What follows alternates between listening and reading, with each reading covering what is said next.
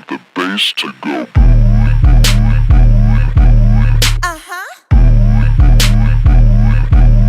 Okay. Hi. Lish. I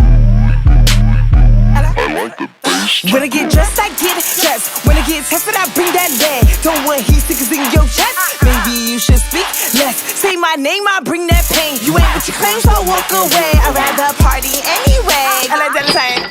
Okay. Peace party peeps, it's your girl Lish 2 times, and I am here on the witness list with Teemanay today, okay? All the way from the mother continent. So happy to have you here. The pleasure's mine. Listen, this guy right here, you know what? I'm going to let you guys, first of all, thank you for coming to FUBURADIO. Of course. Okay, just so you know, it's your first time being here. They don't know you yet, but they want to get to know you. Music artist, Afrobeats artist, model. He need a model. So listen, how you feeling today? Feeling blessed, because FUBU is family, FUBU is family. And when I say these, I say it with all pride in me, It's not just for us by us. FUBU has been something I've always wanted, even as a kid, and until I came here, all the way from Africa. And FUBU has shown me nothing but love. It's my first time in this building. But you wouldn't believe it. There was a time FUBU actually sent me a very expensive watch. Really? Yes, FUBU watch. I'm talking about like top-notch level. I'm mad because I'm not wearing it today because I'm not coming from home. It's a gold watch. They sent it to me for me to try it out. I thought I was going to return it. And they're like, no, you could keep it. I'm like, what? Yeah. I could keep it? So I Googled the price and I'm like, wow. Okay. Yeah, so FUBU is family, from FUBU to FUBU radio to FUBU watches to the clothing line, everything, Yeah. So did they mail it to your house here in Jersey or to Africa? They mailed it to my house. Yeah, I was here when that happened. Okay. Yeah, I actually posted a photo with the watch. If you go on the FUBU watch page, you're gonna find it, but you gotta scroll down. I gotta scroll down a bit. Yeah. Okay, so how long have you been here in the US of A from Africa? First of all, tell them what part of Africa you're from. Nigeria. Are you kidding me? Okay, with home of the jollof rice. Okay, yum. Can't hide it. You understand? I don't know. I think Senegalese jollof rice might have one on y'all though. You don't want to fight that battle right now. I promise you. We're starting on a good note, so let's You were just supposed leave to it bring that me way. some because I've actually never had Nigerian jollof rice. No way. I've never had Nigerian jollof rice. I've never, Really? never. So you know what? Keep it that way. When I take you back home to Africa, you have the original one. I don't want no diluted Nigerian jollof rice. Okay. That was made with organic, not organic, GMO chicken Yeah, or yeah, whatever. yeah. You know what I'm saying? I don't eat so I'm chicken. gonna take you home where we actually kill the chicken. Yes. That We day. process the chicken. Pluck you know the what I'm saying? feathers yourself. Pluck the feathers out. Heat it up with hot water. And then make it and cook jollof rice. You understand? From scratch. I will make it myself if you let me. I would I'm I really would good at love to cooking. let you. Right. So I don't eat meat at all in America, and people think I'm like some don't. tree hugger. Don't. But I don't eat meat in America because of the hormones and the growth process. So I love that you actually just broke down How we do you do it in Right. Africa, in Nigeria, to be exact. I think that is amazing. yes, you're gonna love it. I promise you. Not just the food, the vibe, the environment, the people, the weather, the music.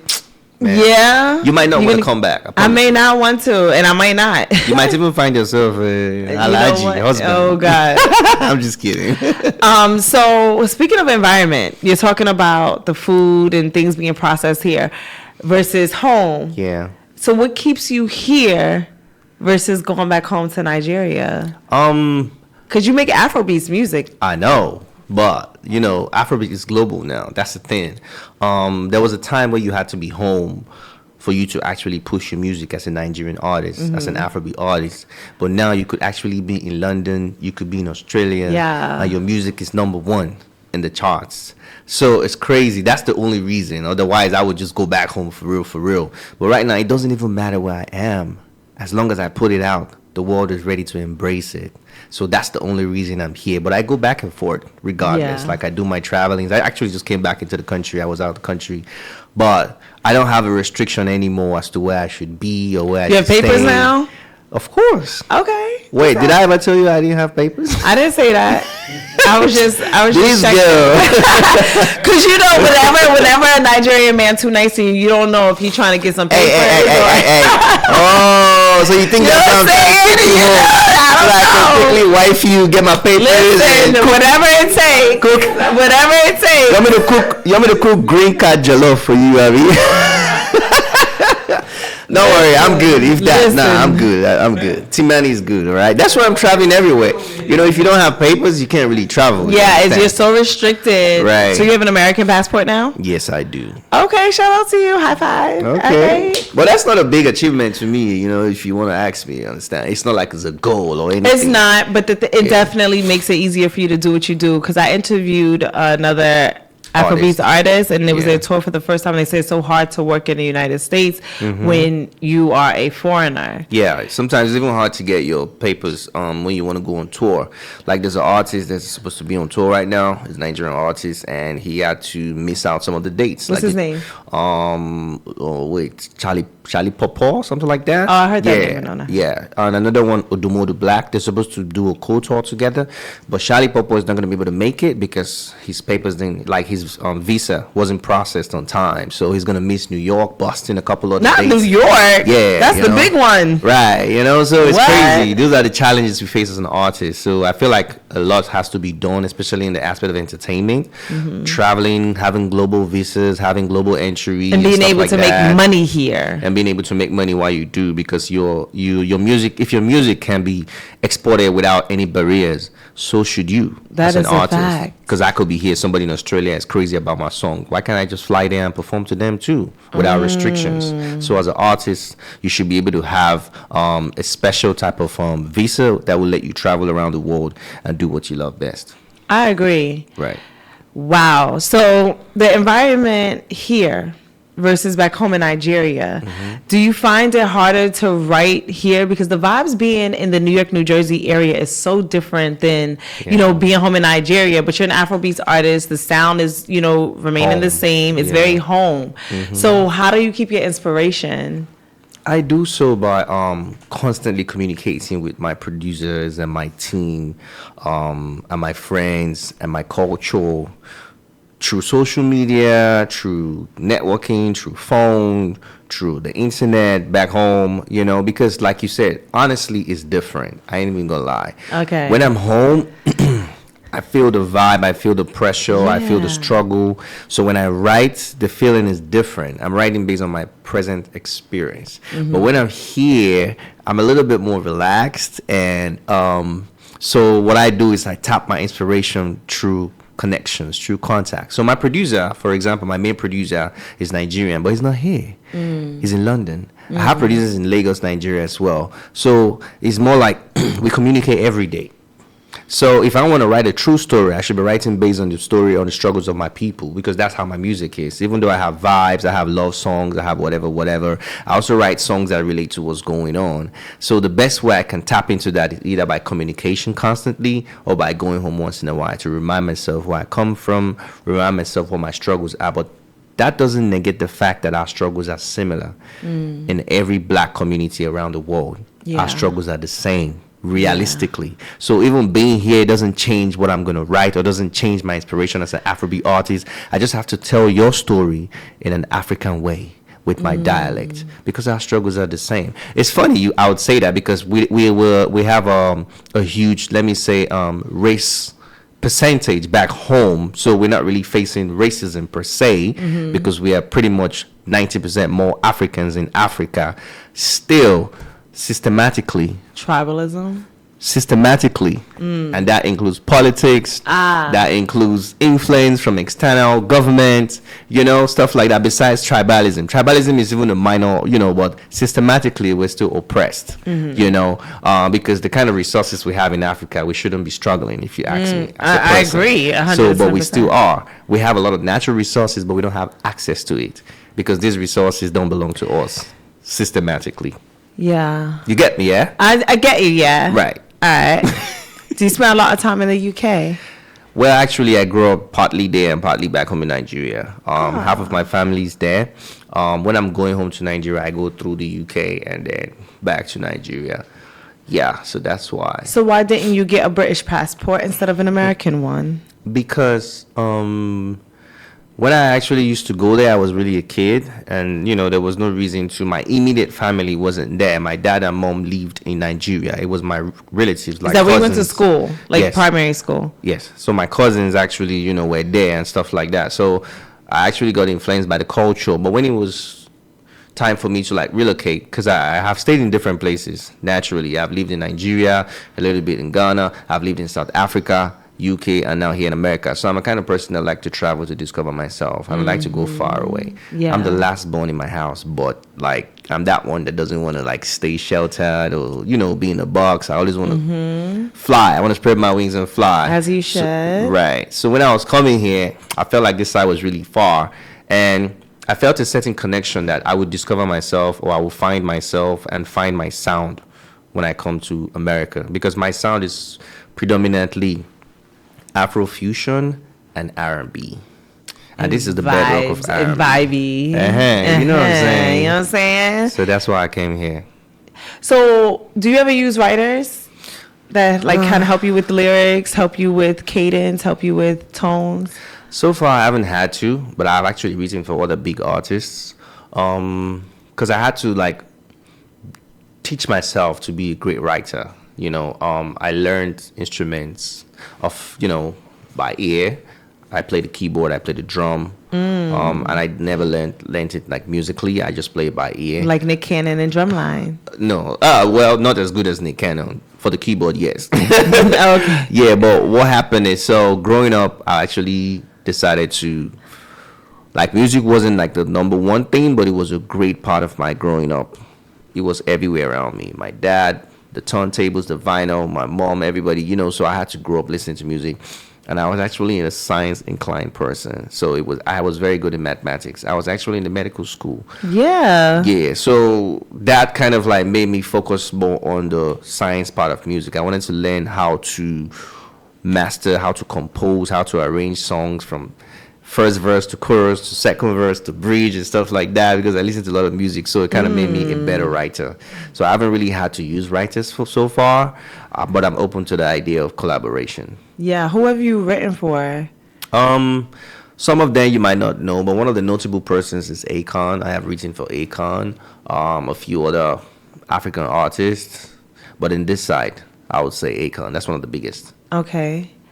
And did you ever finish college? Yeah, I did. I finished actually. Finish med school, or you finished? I finished pre-med? a pre-med. I have a Bachelor's? bachelor's degree in clinical anatomy, and then Dope. I moved to South Africa after that to complete my med. But that's when I said, you know what, Johannesburg, this right? music, Johannesburg. I like this music thing. We got to take it real serious before it's too late. Yeah. Yeah. So, speaking of before it's too late, it's been 11 months since you dropped a music video. What's up with that? Litter Me is 11 months old, and I was just thinking to myself, like, we met actually just before you released that video, because I remember reposting it a couple of times, and I was like, wow, time flies. That's crazy that you really took note of that. So you're checking me out. So Yeah, I'm checking you out. I do homework. Look who is trying to get married now. And they were asking me if I had my papers. No, checking me out.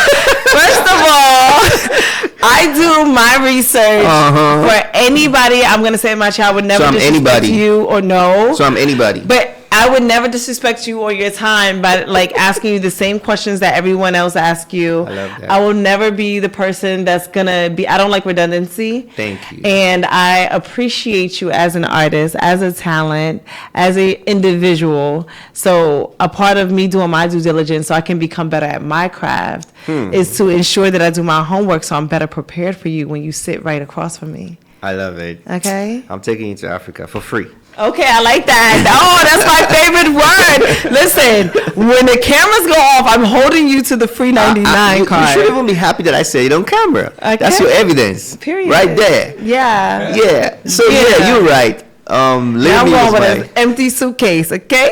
I didn't say shopping. I only said for free. Well, listen, if I don't got to pay for a flight, I heard that dresses out there, the nice, you know what I'm saying? The whole everything. Trust is me, they're cheap. gonna love you. I'm getting everything made there. They're gonna love you, specifically the way you dress Okay. already. Okay. Like it's predominant there as well, like in All my right. country. And there's a lot of Muslims in my country. They're gonna love you. They're gonna make so many stuffs for you, and As they're gonna they be should. dragging you left and right. Please come wear my dress. Come wear my dress. and stuff Yes, like that's that. what empty Yeah. suitcase. But I'm not paying. I'm not paying for that one, Sha. Okay, I don't need you to pay for that one. I'm kidding. I got it. I Oh, got you you. kidding? Okay, so that's on camera too. Listen, what's up with the 11-month hiatus? Okay. Wow. So let me put it this way. It wasn't gonna be 11. It wasn't supposed to be 11 months. But I'm a kind of person that I know it's kind of a good thing, but it's not a good thing. I'm more of a perfectionist, and I like to take my time when I want to release music. I want to plan it. I want to, get everything on ground, prepare for it, and then put it out. So when I put out Later Me, I was supposed to put out a project after it. Yeah, I remember you saying that to I told me, you that, actually. yeah. I was supposed to put out a project, but somehow there were a few delays, and I decided that, okay, I have to travel.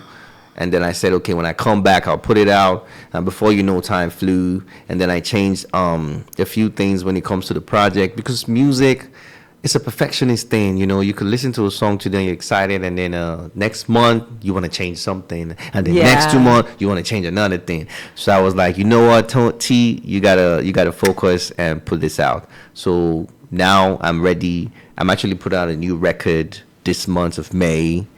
Period. Exclusive. You hearing it here for the first time. You gonna book me to be your leading lady in the video? Ooh, I already shot the video, but you're gonna be my lead lady in the next one, because it's a whole project I'm putting out this summertime. I like it. For the summer. Okay, So you're gonna be my lead period. lady. It's on camera. She said it. I'm gonna hold you to your words too. Okay, I got you. All right. I got you. As long as you provide the wardrobe. No problem. No problem. I got you. Yeah. But can someone provide your wardrobe? Because the way you dress is so unique. I provide my wardrobe. Yeah, like you. I have designers. In fact, I'm gonna invite you to something for one of the male designers. It's this month on the 18th. He does suits too. Oh, nice. Yeah. I don't know if anybody could style you, because your style is unique. I agree. It's amazing. Thank you. Okay. You have amazing style. Actually, when he first walked into the studio, it's like there's like a halo, like a radiance that comes around his whole swag and aura. And I was like, oh my God, my last the person that I sat with was like really late, so I made it late for your interview. And when you walked in, I was just like, how dare I have thee waiting in the hallway for such an abominable amount of time. That's how he walked in, like the king of Tibet or something. Like what? Nigeria will say, no, they whine me. Oh, you know what that means? Yeah. I don't know. Joro me. Thank you, though. Yeah. Thank you. No, but it's cool. You saved the best for the last, so I'm the last. Yeah. I like it that way. The last of the day, period. I like that for you. So what about you? Who styles you? What are you wearing? That's a very important question, actually. What you got on? Actually, Top I usually, to bottom. Oh. Start from the top. Okay, only outside though, superficial. Outside. I usually wear Cult of Individuality. I don't know if you know them. It's a very course I dope know clothing them. brand. They style me Yes. pretty much for everything. So I Yes, have yes. I have Cults today. I have what do I have on my leg? When we said top to bottom, so Prada. I see the glasses is Tom Ford. Yeah, it's Tom Ford glasses. It's Cult. The jacket, the pants side. It's Zara pants, and then it's Prada shoes. Period. Yeah, just keep it simple. What are you? Are you a Pima cotton t-shirt kind of guy? Oh no, this is Zara. Zara too? Yeah, I'm much of a Zara, Zara is- cult man. Yeah. I like, what's so crazy? Even though I'm like not for fast fashion, I really do think that Zara does a good job at keeping, fashionable items affordable for the masses, for like the middle class clientele. Yeah. And some of the things in there, believe it or not, is actually really pricey. It's not super cheap either. I know, especially the men's side. Yeah. Men's side, yeah, but it's cool. Do you have a jeweler here in the U.S. or do you get everything back home from the motherland? A little bit of both. Yeah, this one was done by, I can't remember his name, but it was a gift from Akon, but the Okay. jeweler was from Africa. Okay. Yeah, so this one was from Africa. Because I always wonder, like when I see, African artists that are blowing up and doing big things, and then they start getting icy. I always wonder, like, are they getting the jewelry from where the jewelry most of it originates from, right, or are you paying the imported price? Right, and sometimes some of them are made in the lab too. So if you I'm get it hearing from that home- now. Right, some of them made in the lab. If you get it from home, at least rest assured 100% is original. Than waiting for it to be processed in the lab, and then you buy it from somewhere else outside the country, buying it for twice the price. So it will only be smart if, as an African artist, and you're doing well, you start making money, you'll be smart to buy your jewelry from home. Yeah. The money you're gonna spend getting the original diamonds and even customizing it and making it to whatever you want is still way better than what you do somewhere else just for the gram. Yeah. So tell me, what is your relationship like with your family? Oh, family comes first. Yeah, I actually spoke to them today. My dad, Okay. my siblings. I really love my family, so I Yeah. speak to them a lot. Are your know. parents still married? Well, they were until I lost my mom. Oh, I'm Yeah. sorry to hear that. Thank you. Okay. I And was- how long ago did you lose your mom? I lost my mom 8 years ago, 2015, 1st of August. That was when she left us. That was quite too early for me as a young man. Yeah, But, you know, I can imagine. you can't question God. Yeah, That's a but since fact. then, my dad has been, will I say celibate? Yeah. Yeah? 8 years now. Really? So he never get another wife? No, he didn't. He No. don't even. Yeah, So you see, so that those foundations is really very important to me as a person, because me seeing that as a young man kind of makes me understand the true meaning of family. I'm not saying Yes. everybody should do that. I'm not saying it works for everybody. Right. But like my siblings, my elder sisters are married, all three of them with their families, and then my dad and my mom, and then my mom went to heaven and he still didn't remarry. So those kind of values is really is something I really uphold and appreciate. It makes me appreciate coming from where I come from. How has that affected your courtship process, like dating and vetting when it comes to like courtship?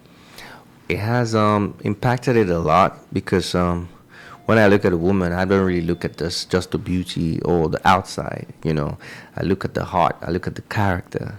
And I don't do those tests that people do, It's not necessary, because you can't really tell how people are going to react to different tests. All I just do is I look at your character, I look at your personality. Of course, I'm attracted to beauty. Beauty is also very paramount, very important. But when I date someone or when I'm with someone, I actually look at your personality, your character, the way you treat, yourself first, because self-love is the most important I love. agree. The way you love yourself first is going to tell a lot about the way you're going to love me too as a person. So if you have some habits or characters that doesn't portray self-love, then there's a problem. Yeah, I agree with that. Wow. I think that's really important on a grand scheme of things. So many times people, like, not once did I hear you say, it depends on what she can offer me. It depends on what can be brought to the table. Yeah, I feel like that's a dumb way to look at things, because people always often, decide or discuss relationship as a transaction. And a relationship is not supposed to be a transaction. To me, a relationship is supposed to be first a feeling, second an expression, third a commitment, fourth the sacrifice, and fifth is whatever you decide to add to it. So but if you've seen it as a transaction, as okay, what are you bringing to the table, besides your good looks, besides your body, it means you're already prejudging, you're already judging the person. You're not even getting to know the person. You're not giving the person the grace to show you who they are or what they're really here for, and that kind of builds a wall. And I'm not judging, but like in the Western world, especially America, I would say a lot of people get into a relationship with an exit plan, and that is wrong. Yes, so that means you're not for prenups and things of that sort. Well, I'm not for, because that's not how I was raised. As an African boy, as a Nigerian boy, I wasn't raised with prenup. I wasn't raised to believe that I should be making you sign something on paper before we can get into the other part, which is marriage and stuff like that. Even though it's necessary here to protect In the you, West, but that's not the way I was raised. Right. Because if you're getting in with an exit plan, that means you're on the fence already. You're halfway out. You're not fully in. Yeah, I agree with that. Right. I used to say the same thing, but I also, like, being Muslim, like, my ideals of marriage is also very different than most girls in the West. Right. You know what I'm saying? Like, being Muslim, the entrance is an investment, which a lot of men do not do. Like, so as a Muslim, a man pays a dowry versus spending a gazillion dollars on a ring. Right. You know, it's more like, it's your choice. And if you want me to have a ring to show the world that I'm taking, that's on you. But women in Islam have a choice. And I feel like that's a very African thing anyway, to a certain extent. I'm not sure, you could correct me because I know you're Christian. No. I quite agree with you to an extent, because I feel like people in the Western world have a different perception and understanding of what marriage is, of what commitment is, of what family is. They go in with the notion that it's meant to be perfect, and the minute there's a little bit of imperfection, it's like, I'm out. I can't deal with this. It's based on, and that's not how it is. Back home, our parents live till 90 years, 80 years, and they're still married. My grannies are still married, for 80 years, 103, 101. That don't mean they didn't have a lot of negative stuff. That don't mean they didn't have a lot of fights. That don't mean they didn't have a lot of possibly infidelity or whatever it's called, But they just knew how to work things out. I'm not saying you should stay if somebody's trying to kill you or somebody's constantly unfaithful to you, But I'm saying that when you understand the reason, the precepts of marriage and what it is for, like you said in the altar, for better, for worse, as long as, you're not being killed, then you should understand that there are certain trials and tribulations you two will go through together. And you guys will have to walk hand in hand and hold your hands to see yourself to the next level. Otherwise, you're just going to keep jumping from one marriage to the next, to the next, to the next. There's no, that human needs are insatiable. You'll never find satisfaction in the next person. Because the minute you move to the next person, the first thing you're going to start doing is comparing that person to the one you just left. And that's already going to mess up your mind. Every little thing that happens, you're thinking of your ex, or you're thinking of the next one after that. And that's instability. That's the highest form of instability. That is so true, and this is one of the reasons why I'm usually an advocate for getting married younger versus later. I know, like, here in the West now, it's encouraged that, your 20s is for you, and then when you turn 30s, then you should seek, well, for a girl, let's say, they start treating you like you're old if you're in your 30s and you're not married. But for men, I feel like it's always encouraged to have a whole phase and then get married. What do you think about having a whole phase and then all of a sudden just turning it off? Because I don't believe whole phases get turned off. I believe that you're now creating a habit. Wow, that's a very good way to look at it. I don't know about. Because I feel the same way about women too. Just in case we're clear, I don't okay. believe that women can do anything men can do. I do believe it's very different, but you still create habits, and you also create a different type of baggage. Yeah, you're right. I would say that I don't really know about the whole phase and then get it off your system thing. I just feel like we are all products of our environments, and what you were raised is going to affect you in the long run. So what you see as a child or as a teenager, or your peer pressure, is going to affect your personality, whether you're a guy or you're a girl. There were people that were raised on serious, strong morals. I know they changed eventually because they didn't get to experience life.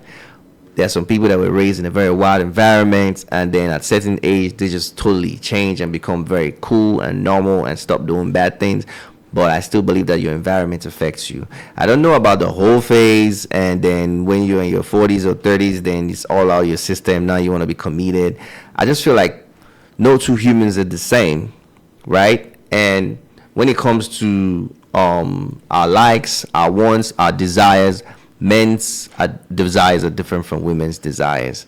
Some people say women mature faster than men. Some people say, I've never really heard people say men mature faster than women, because I don't know how genetically programmed we are.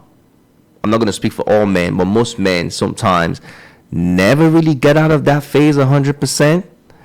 You know what I mean? I agree. Desires are always going to be present. Right. As long as it works, desires are going to be present. It works forever, even till you die as a man. But it becomes building up the will and the strength to understand the value of what you have versus a moment of desire. Exactly. So I was getting to that. So you get to a certain point where you realize that there's more to life than that, you know?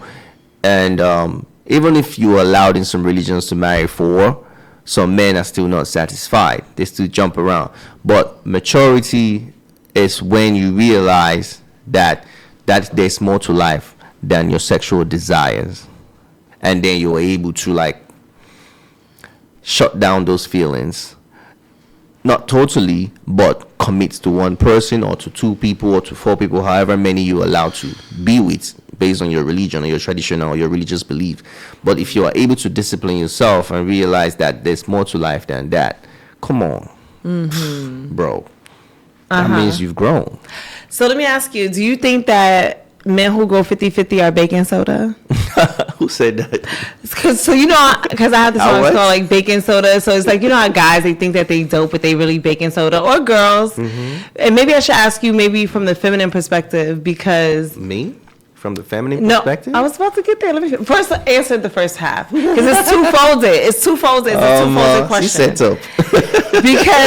because you come across again very masculine, etc. Yeah. But then when you start talking about finances and things, when you start bringing a relationship together, like me, I don't really want to shack up with anybody that I'm not married to. I think, but when you are together, when you're out with your lady, when you're doing things with your lady, do you believe she should be paying half the bill? Do you believe that she should be paying half of expenses if you go on vacation? Whatever it is, do you believe in 50-50, 50% of everything? Personally, I don't. Do you believe that they baking soda? They're not really dope? That men who go 50-50 are baking soda? No, I don't. Okay. Personally, I don't. And then I also don't believe that men who go 50-50 are baking soda, whatever you call them. Because realistically speaking, the world today doesn't really permit one partner to handle all of the bills. The world is messed up financially. Back in the days when there was less technological advancement, less socio-economic advancement, less materialism, a man will be able to take care of not just his wife, his entire family, without having to deal with competitions out there, without having to deal with the options of, the neighbor's wife is doing better, why not me? All a man had to do was go out, work all day, probably go to the fam, come back with a lot of food that would last them for the weekend, and everybody was content. Contentment was there. But now that we are exposed to a very, very social world, people have other options. People want more. Women, most importantly, they want more. I'm not putting the blame. I'm just giving the reality check. They want more. And now this definitely, maybe your husband is not able to provide more, and now he feels threatened. And if he doesn't do that, he's going to lose his family. But bringing it to now, the economy doesn't allow one partner, I'm not going to say the sex, to take care of all the bills or the whole home. The economy, especially the American economy, is built to make people collaborate when it comes to paying bills and taking care of a home. That's the way the standard is. Because if I'm working a job, I don't do jobs. If I have a 9-to-5 job and I come home with 6,000, tax takes away 2,000 plus. I have 3/8, for example, right? And I have a wife, and she probably makes the same. So we say we have 3/8, which is a good standard amount of 7,600 maybe. If I'm paying the rent, which is $2,000, electricity, buying groceries, taking her to dinner, taking care of the house for the home, and why she puts hers in her account for savings or for whatever she wants to do, maybe for female shopping. At the end of a week, I'm going to be left with $100 or $200 as a man. Realistically, how does that sustain a home? Right? So I'm not going to say that kind of man, because she decides to support him, or maybe she brings out 1,500 and he brings out 1,500 or whatever they do. I'm not going to say he's a baking soda. That's him. That's not my belief, though, because where I come from as an African man, we are meant to protect and provide. That is where I come from as a Nigerian man. So that is what was instilled in me. So I'll go the extra mile. I will do everything I got to do to make sure I take care of my woman and my family. You know what I'm saying? That doesn't mean that the other person that is doing 50-50 is a baking soda. You get what I'm saying? Yeah, no, I get that. I think that we just live in an age where now sometimes men come very aggressive, almost like feminine. Like, they want women to approach them. They want women to y'all started it. Y'all started it. Y'all started No, we feminist did movement. not. Oh yeah, feminism is a curse started to the family everything. structure. Y'all started it. So don't blame men for taking a backseat. That was a white woman's fight that had nothing to do with black women. Black women got involved late in the game. But they're involved now. But the thing is, I don't consider myself a feminist, though. I hate feminism. I think feminism only contributes to capitalism, and I don't really think that. And I'm thinking more on the perspective when I say 50-50 is like women who have children to go to work after 6 weeks. And I think that there's so many unfair, uneven balances that happen in the West where women are the ones ending up with 2 full-time jobs. Yeah, but guess what? Back in the days, women didn't have to go to work. At all. I'm not saying it should be that way, but who caused it? Who asked for it? But the thing is, it's not just women. Capitalism, we live in a Western European world. You know what I mean? So their evolutions are what's being implemented. Because if you look in, like even me being Muslim, I realize like if you sit and look at the black Muslim community in America, we're way more conservative than the Desis. We did a joint Eid party. They party. They dance. I've never been to anything like it besides an African wedding. I've never been to anything like it. But taking it back to the whole baking soda thing, I personally believe, and I say this all the time, you said influences. If a man can only afford a Toyota Camry for his family, that is still providing. Right. Him not being able to provide a Lexus truck because they're the same company is not him being baking soda. I believe that if she wants the Lexus, then it's on her to get the Lexus. But at the bare minimum, I believe that the bare minimum should be there. And I feel like manhood, to a certain extent, is kind of like it's the reverse. Women have the cars, guys want to drive it. Where? Here in America. In America, absolutely. Because I want you to always specify the country you're talking about. Because where I come we got international waters in the building. Okay? Yes, where I come from, that is not the case. You know, as a man, there's the pride that comes from being able to take care of your family. Dignity. It's how we were raised. But I know they call it toxic masculinity and stuff like that. I don't believe in toxic masculinity. Right. Me, I see it as being built to be responsible. If you want to always go soft like they do in America for men, men can cry. Fine, we could cry. Man is not allowed to express his feelings because of toxic masculinity. Men should be allowed to relax. Men should this. Brother, don't put this too much weight on the brother. Bro, if you want to be soft all you want, then go sit on the couch. Where I come from, we were raised like that for the reason, for the specific reason for the future, because we know that as a man, if you are not raised to be strong, to withstand the storm, the world, you cannot face the world. The world is not nice out there. Let's be realistic. Okay, if you want to always say that men should not be raised to be strong or this and that, what about people from military? If they don't train them hard, how would they know how to shoot a gun? How would they know how to defend themselves? How would they know how to face the world out there when it's time for war? I feel like every time we always want to give excuse in the Western world for something that is built for us to give us a better future. I have no problem being raised tough. Yeah. Yes, I love it. I'm going to raise my children tough. I'm saying it now. Future kids, daddy's going to raise you tough. Right. You ready? Because you know what I'm saying? Women don't want to be in no lesbian relationship with a man. Because the world is not nice out there, realistically, you know? The world is not going to cater to your feelings. The world is going to cater to facts. The world is going to cater to what you should be able to withstand. And if you can't withstand it, then move out of the way for the next person. That's a fact. So how has the world influenced, your music? Like, how does the world around you influence, the way you write, the way you deliver, whether you go high or low on a note? I would say it has influenced my music in many ways. Okay. Because my music is not just about me. It's a product. And when the product is finished, it has to be delivered. And the consumers have to enjoy the product. So my music is a feeling, it's an expression of both myself and the stories of people around me.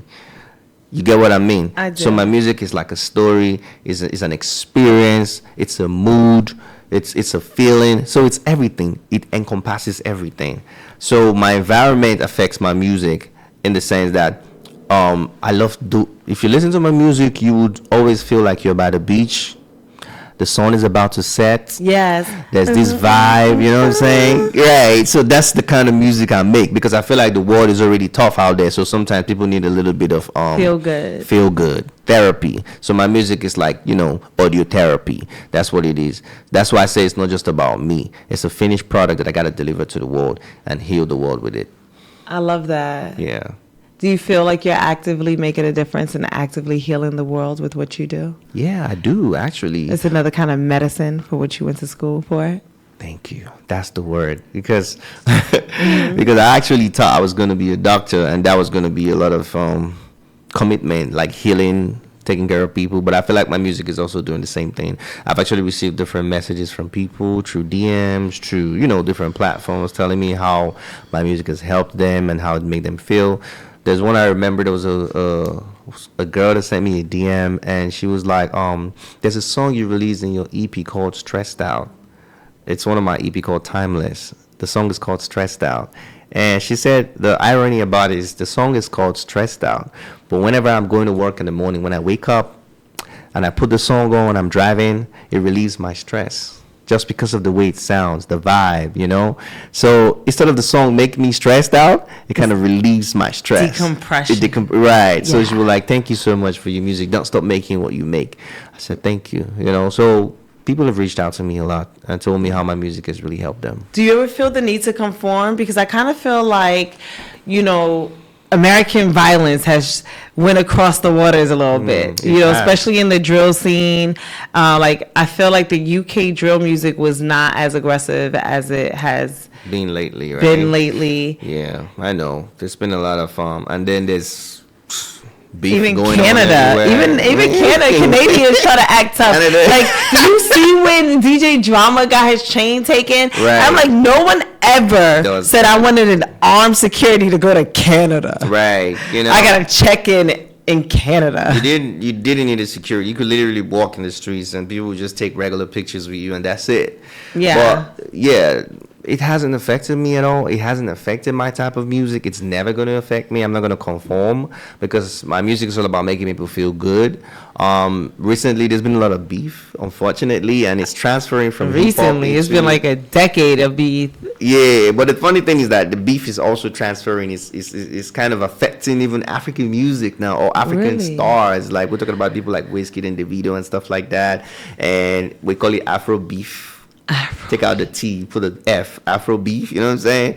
So, but I don't feel like that is normal when it comes to like African music. I didn't even know Wizkid and Davido had a beef. Yeah, they do, trust me. African music is meant to make you feel good. It's meant to lighten your stress. It's meant to make you feel better about yourself because naturally, Africans were born in struggle, just like the black community. So we've seen so much struggle to the point that we make fun of everything now. You know what I'm saying? So it's like it's the way we deal with stress. Yeah. By making people dance, making people laugh, content creation, just finding the funny in every situation. Yeah. So Afrobeat music is non-violent music. It's feel good music. Yeah, I agree with that. I love Afrobeat music, and I just became privy to it maybe in the last 2 years. Yeah, what? like where have you been? Under a rock, apparently. I've never been. I've been at almost every continent except for Africa. You're trying to get this free trip. I see what you're trying to do. Like literally, I am ashamed to say it. She's trying to get this free Back trip. and forth to You got it already. Paris, Germany, Asia, all throughout. Like I have never been to Africa. I'm ashamed to say it. No, don't be ashamed. But let the people know where they can find you. Oh, they can find me on all platforms. It's Teemanay, Teemanay. Every single platform, the name is the same. Yeah, okay, period. Listen, you are tuned in to Witnessed by Lish. Lish 2 times signing out, okay?